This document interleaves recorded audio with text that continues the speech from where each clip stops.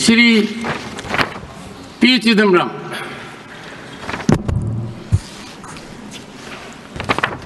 Mr. Chairman,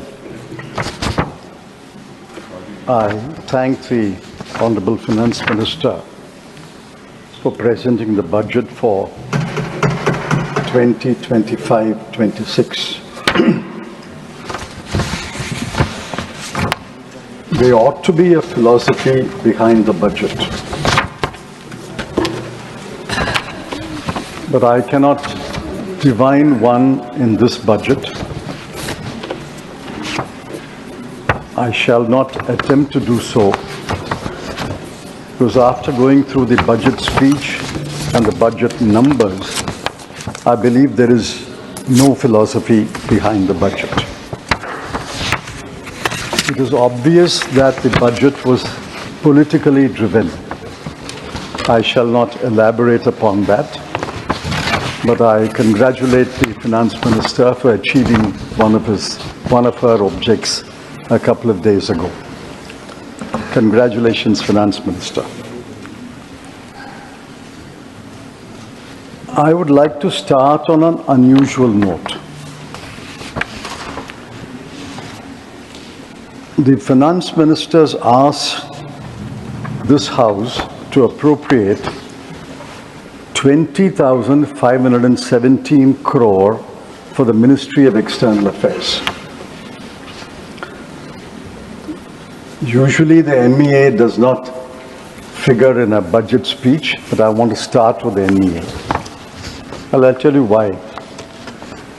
In 2023-24, the past year, we allocated 28,915 crore. In the current year, the revised estimate is 25,277 crore, almost 3,600 crore less in the current year. And for next year, the Finance Minister is asking for only 20,517 crore, another 5,300 crore less. I wish the External Affairs Minister is here. I suspect that, and I hope not, I suspect that the Finance Minister is doing a Elon Musk on the External Affairs Minister. Somebody must explain. Are we shrinking our world presence? Are we closing down embassies? Are we closing down consulates? Be that as it may. A more serious aspect of the MEA. MEA stumbled badly in the last week, and I say that with responsibility. It's now clear that the United States informed India about the deportation. They gave a list of deportees. India verified the list and confirmed that 104 or so names are Indian citizens. So this was not a surprise to us. It was a surprise to the rest of the people. The deportation was known to the MEA. The External Affairs Minister met Secretary of State Rubio a few days before the deportation. And that was all published in the newspapers. I asked the government, did the External Affairs Minister raise the matter with Mr. Rubio? Did he know about the SOP? He told this House the SOP has been in place for many years, since 2012. If he knew about the SOP, did he protest the SOP to the Secretary of State of United States? Did he know about the SOP requires them to handcuff, tie the legs with ropes and mask? If he knew about it, did he protest to Mr. Rubio? If he did not protest, why did he not protest? And the most important question, Did the External Affairs Minister, Are you yielding? Are you yielding? I'm not yielding, I'm only stating on basis of what he said. He can reply later. Did the External Affairs Minister, He can reply later. sir, did the External Affairs Minister offer to Mr. Rubio, we will send an aircraft to bring our Indian citizens back? Yes. Another serious matter, another list of 483 Indians who have been identified as illegal immigrants. I don't know when the deportation will take place. I ask a specific question. Will the government send an Indian aircraft to bring back the Indian illegal immigrants?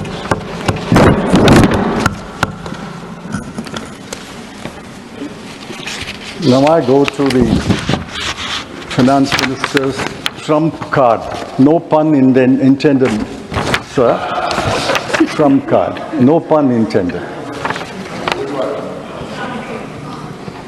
Sir, when you said twice, I got worried that no pun intended. You said twice, which means pun is intended. And I'm wondering whether your reference to Elon Musk is a compliment to the Honorable Finance Minister. Sir, I'm to looking take at to my the groove clock. of efficiency. I'm looking at my clock and my whip. I'll add up the time, sir. 1 minute I'll add. Yeah, please, please.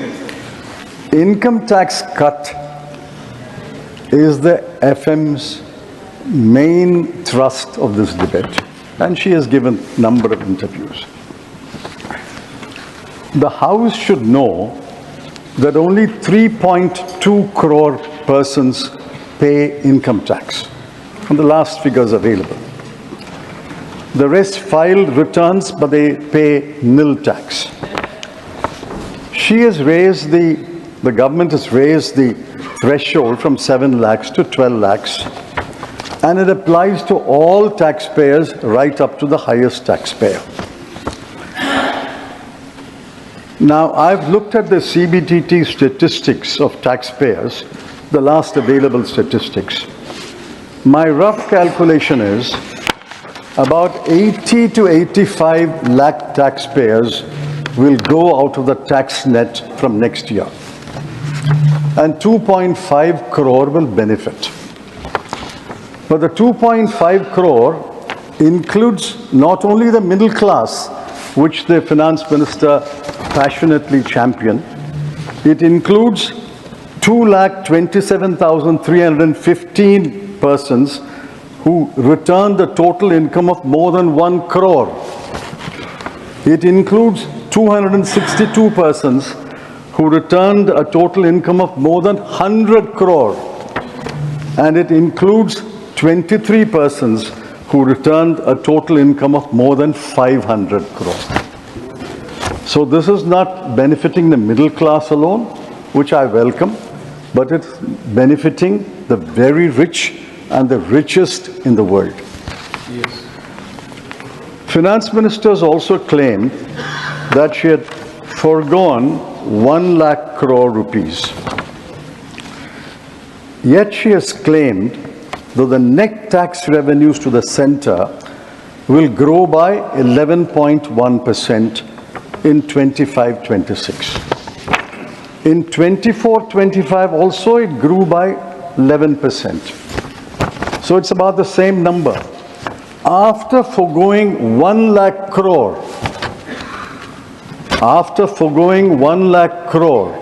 in this budget, how does she claim that the net tax revenues to the center will grow by the same 11%? This is pure magic, not mathematics. I will reserve how this magic unfolds, and I will comment on it later. Secondly, the finance minister says this 1 lakh crore will go into consumption, and that consumption will boost the economy. I find initially a lot of cheerleaders accepted that claim. But in the last 2-3 days, even the finance minister's cheerleaders are becoming skeptical about it. I asked the Honorable Finance Minister, Will not part of the 1 lakh crore go into savings? SBI chairman has hoped that part of it will come to him and the banking system. Will not part of the 1 lakh crore go into repaying old household debts? Will not part of the 1 lakh crore go into travel abroad? Will it not go for educating children abroad? And will it not go into consuming imported goods? If you deduct all this, how does the Honorable Finance Minister claim that the entire 1 lakh crore will go into consuming domestic goods and services? It's only consumption of domestic goods and services will boost the GDP rate. And besides, what is 1 lakh crore when compared to the size of the GDP? The size of the GDP this year is 324 lakh crore. 1 lakh crore of 324 lakh crore is 0.3. Are you seriously saying, and are you asking this House to believe, that 0.3% will boost the economy? My humble advice to the Finance Minister is, don't rely on only one engine of growth, consumption. Look at other engines of growth like exports, capital investment. Those other engines must be revved up. You can't rely upon one engine of growth. Most of this consumption will not go into consuming domestic goods and services. Now contrast what she has forgotten. She remembered the middle class, but I congratulate her for that. But what about the section of the people whom she has forgotten? Look at the plight of Indian households. I'm taking purely from government numbers. Between 2012 and 2024, in the 12-year period, food inflation was 6.18%. Education inflation was 11%. Healthcare inflation was 14%. These have crippled Indian households.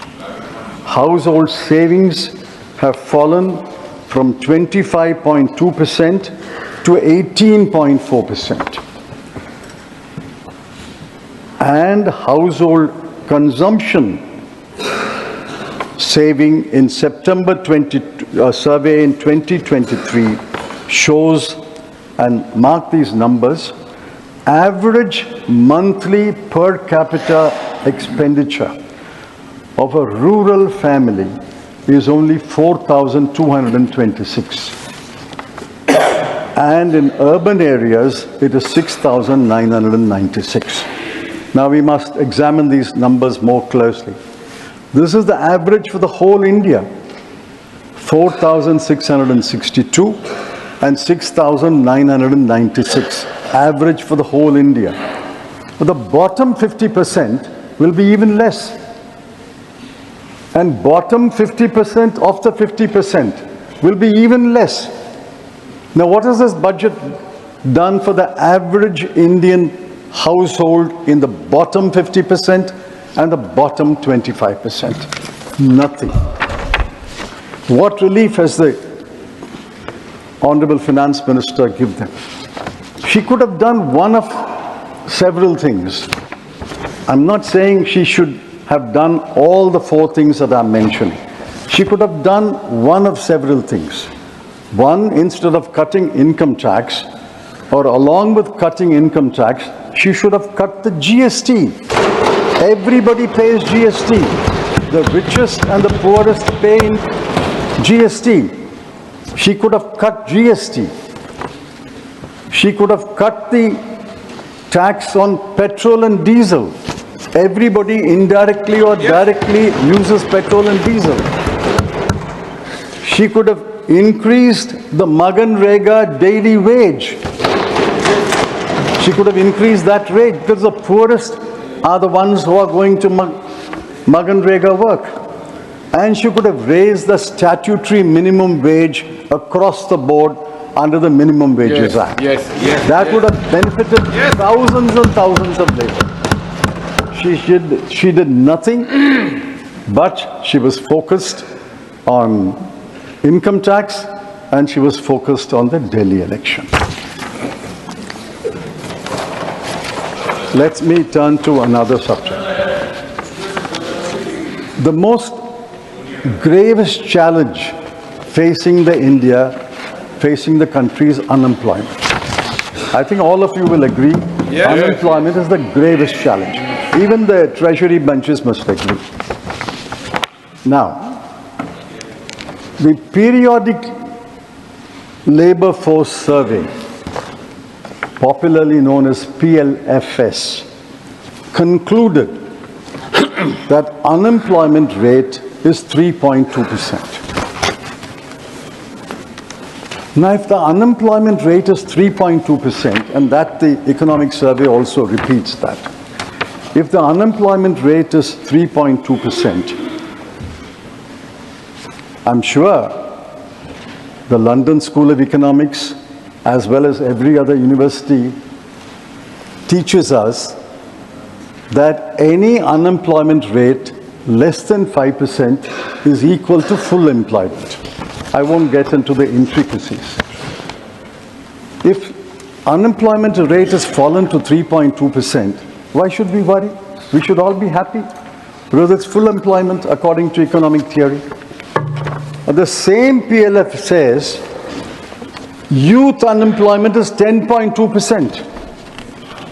The same PLFS says graduates unemployment is 13%. If youth unemployment is 10.2 and graduates unemployment is 13, how does it conclude that the total unemployment rate in India is only 3.2? For every job, for 100 jobs, there are 1 million applicants. For 1,000 jobs, there are several million applicants. The economic survey, sir, I quote, we need to create 78.5 lakh non-farm jobs every year until 2030. I asked the Honorable Finance Minister, what is her plan? What is the way forward to create 78 lakh non-farm jobs between now and 2030? They will be in government until 2029. So the bulk of the period is their government. They should tell us clearly a path to create 78 lakh jobs every year until the end of the government. So, the next I come to the famous PLI. The budget has 8 lines of expenditure on employment generation. I've looked at it closely. If I'm wrong, the Honorable Finance Minister will correct me. There are 5 lines of expenditure under PLA. There's 1 line of expenditure called New Employment Generation Program. There is 1 line called Prime Minister's Employment Generation Program. There's 1 line called Skill India. I don't know the differences between these acronyms. What is the difference between Prime Minister's New Employment Generation Program and the New Employment Generation Program? We don't have a new PM, we have the same PM. On the 8 lines in the current year, mark these numbers, sir. On the 8 lines together, I've got the breakdown, but I'm taking all the 8 lines of expenditure. In the current year, the budget allocation when she presented the budget last year was 28,318 crore. This is the gravest challenge. You allocated 28,318 crore. But what will you spend? By March 31, you will spend only 20,035 crore. Why are you not spending 8,000 crore on the challenge, which is the gravest challenge facing the country? Yes. The PLI scheme is a spectacular failure. Yes. Otherwise, you would have spent this money. Employment generation is a spectacular failure. Now I look at another aspect.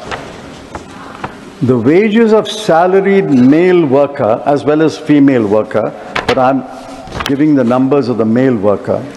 The wages of salaried male worker has fallen in the last 7 years from 12,665 per month to 11,858 per month. This is own numbers.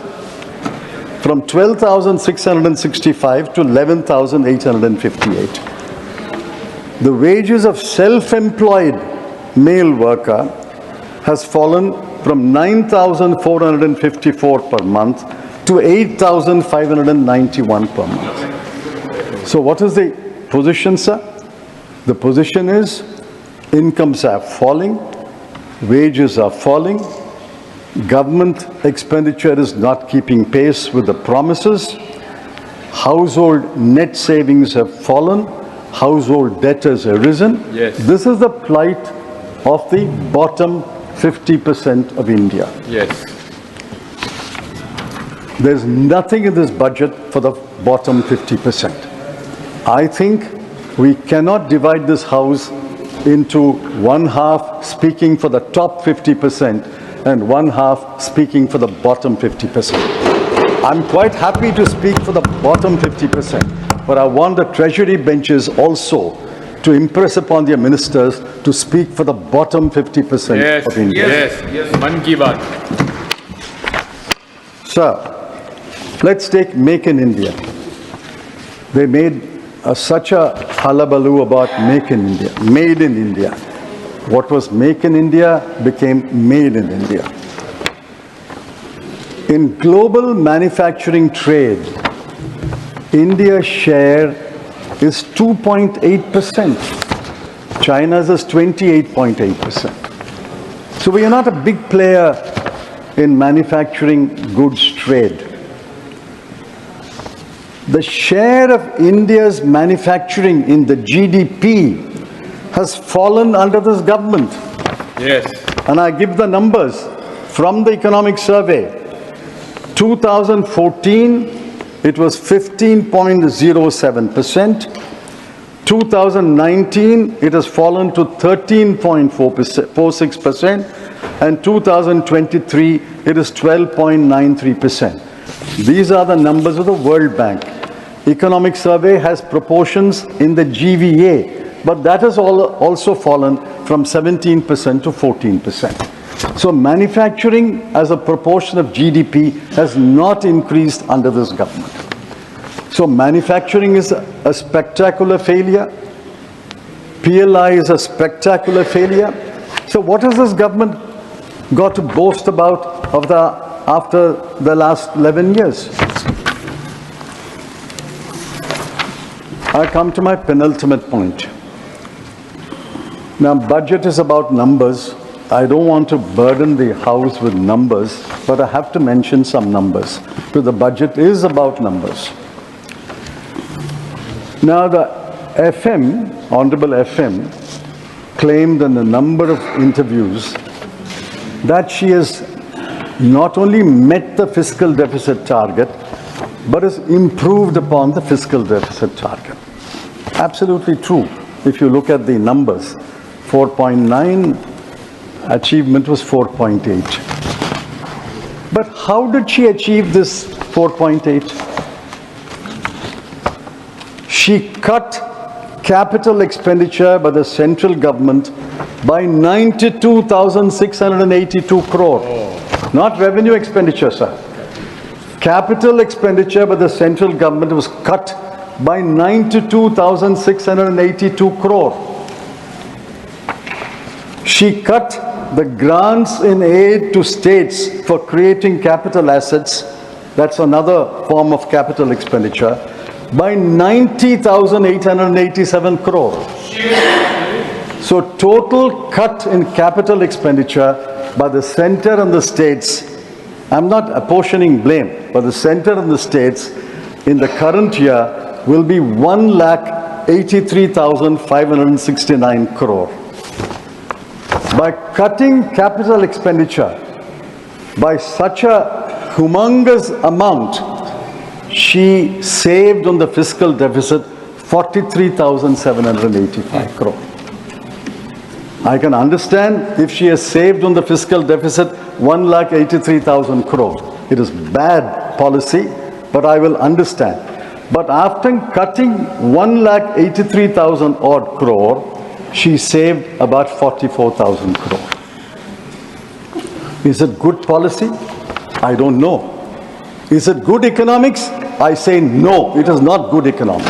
You can't cut capital expenditure and compress your fiscal deficit and say, I have met my fiscal deficit, I've improved my fiscal deficit. On the expenditure side, I want honorable members, all of us are concerned, to look at these numbers. Where are the cuts followed? On health, 1,255 crore. On education, 11,584 crore. On social welfare, 10,019 crore. I wish the Agriculture and Rural Development Minister was here. On agriculture, the cut is 10,992 crore. On rural development, it is 75,133 crore. And on urban development, it's 18,907 crore. Why do you make these cruel cuts? There are other unkind cuts, I won't give the numbers, on Poshan, Jal Jeevan Mission, National Social Assistance Program, Pradhan Mantri Gram Sadak Yojana, Crop Insurance Scheme, Urea Subsidy, PM Garib Kalyan Yojana. And all these programs there have been cuts. The most cruel cuts are, I hope I'm pronouncing this correctly, sir, Anusuchit Jati Yojana. Anusuchit Jati Yojana. 1,340 crore has been cut. Young Achievers Scholarship, 455 crore. Post-Metric Scholarship for Scheduled Caste, 860 crore. Program for Development of Scheduled Tribes, 670 crore. You cut money for Scheduled Caste, Scheduled Tribe and Anusuchit Jati. And you say, I have reached my fiscal deficit, I've improved my fiscal deficit. Look at the grand announcements in this budget. One grand announcement was Urban Challenge Fund, para 58 of the budget speech. I was impressed. Urban Challenge Fund, 1 lakh crore was announced. What is the allocation? 10,000 crore. Jal Jeevan Mission, para 55 of the budget speech. Jal Jeevan Mission says, we have provided water to 80% of the population of India, and we will provide for the remaining 20%. We are therefore extending the scheme. The budget estimate for the current year was 70,163 crore. Actual expenditure is 22,614 crore. I mean, this is pure magic, sir. You don't spend 1/4 or 1/3 of your money and you claim that everybody has been provided water. Now I come to my last point. Sir, you will give me 1 more minute. I would say, I would. I'd undertake it. Yeah. Now what did the CEA say? The Chief Economic Advisor is an reasonably autonomous office. I'm glad the Honorable Finance Minister has given him the freedom to speak his mind and to be frank and forthright. I congratulate the Honorable Finance Minister in the end for that also. What did he say? Get out of the way. Yes. It's all we are saying, get out of the way. In a different context. Deregulate. Deregulation drives growth.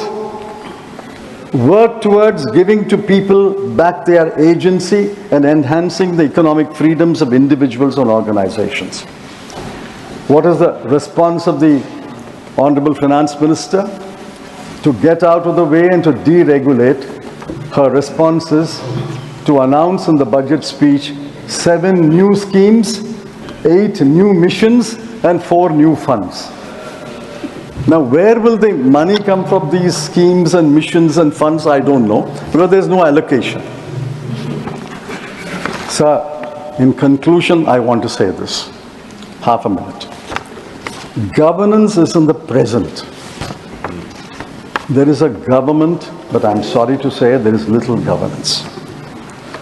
There is no philosophy, therefore no policies. In 1991, we faced a graver situation. There was a man entered this parliament, entered the North Block. Yes. He had an economic philosophy. Yes. He followed it with policies that required wisdom and farsightedness. Dr. Manmohan Singh had them. And I'm urging the Honorable Finance Minister to recapture the wisdom and the farsightedness of Dr. Manmohan Singh. One last question. This is through the Finance Minister to the government. Why have you not conferred a Bharat Ratna on Dr. Manmohan Singh? Yes.